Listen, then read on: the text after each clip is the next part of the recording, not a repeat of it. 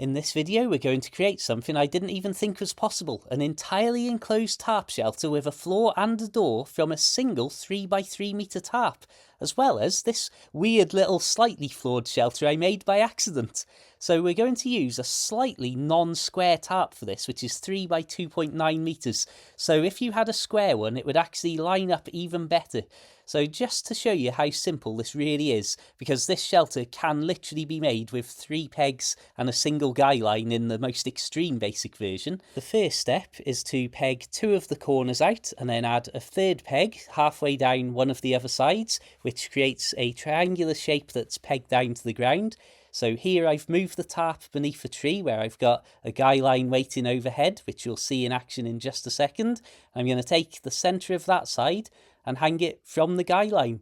So the shorter section of the triangle is what is effectively our doorway. So you can see here, I'm finding the central loop of that side I'm currently holding, picking it up above the brambles, finding my guy line overhanging from the tree, and that's basically the construction done. Here's one of my famous diagrams that'll make things look 10 times more complicated than they actually are, even though I'm trying to simplify it. So to start with, we're going to peg down this corner, and this halfway mark, and that will generate this as our doorway in the future. So with that triangular shape pegged to the ground, we then just go to this opposite side, take the central loop and elevate it, either with an overhanging branch and a guy line or a very big stick. And as that's elevated, it will pull it way up above that corner there. If we move in for a closer look after those 2 very simple steps, it's almost unbelievable to say that it really is basically done. It's just a case of tidying it up here, add in a few extra pegs if you want, just for support and rigidity, extra guy lines if you want to pull the sides out, for example. But the basic construction is just 3 pegs and something to hold that top corner up, whether it's a large stick or an overhanging branch.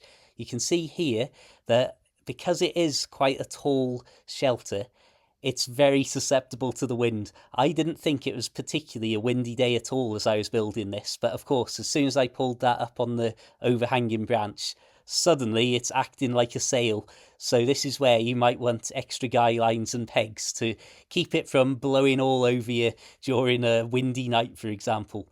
But fundamentally, what we've got there is an entirely sealed unit. Maybe sealed isn't the right word, but we've got a waterproof surface in every direction. That might be a better way to word it. I did an extra guy line to one of the back ropes and to one of the side ropes there. Annoyingly, as you can see, I've already got my air mattress in there, so I didn't think of putting that extra guy line on the back until after I'd done all of this filming, showing you the space inside. So it was actually slightly more open even than this makes it look. So of course, this being a 3x3 tarp, I didn't think this would be big enough. And the reality is, well, even though I'm not the tallest man in the world, I've got really good headroom to sit in the front of the shelter here. I'm not going to be worried about that. And because the doorway at the ground level is about 1.5 metres wide, give or take, that's obviously a decent waterproof open space for your backpack, your boots and things like that. So yeah, I was so impressed with this. I just couldn't believe that it came together so well. In all honesty, I think this will be the next tarp shelter that I spend a night in, so I can really see exactly what I think about it. But as you can see from here, it's not particularly cramped, certainly not at the head end. Maybe you haven't got loads of room around your feet, but if I think about my single person tent, my feet are constantly, as in literally all of the time I'm in it and trying to sleep, touching the base of the bottom end of the tent. So this is infinitely more space, way more headroom, and of course a much wider opening end. So yeah, I'm really happy with this, and I really can't wait to give it a try. I know I'll absolutely hate it if it's really windy and it's battering the tarp against my side all night long, but time will tell. I think this is really good, personally. I've seen loads of different people making variations of this, so just 2 shout-outs I want to give. Obviously, Wild Bear, the ever-popular, ever-present character who's an icon in this sort of world, and also Jim Bob's Adventures and Kits, I believe. Made it in this same setup, doing the triangle on the floor first, and then hoisting up that top corner. Just as a little bonus side note here, this is what happened when I tried to create this same shelter but with a trekking pole that was far too short. As you can see, you really need that top corner elevated quite high because there's just too much excess tarp if you don't. But I decided I'm just going to peg out all of these extra bits and corners and guy out whatever I can with that setup. And it created quite a nice little variation of your classic tarp tent, where we've obviously got space for 2 people at least to sleep in there, which also happens to include a nice bit of indoor waterproof ground cover. So yeah, just something I thought I'd throw out there as a little extra clip. I do like to mention in these videos that DD Hammocks did send me this tarp out for free, because I asked for one and thought I'll try and get one free on the off chance.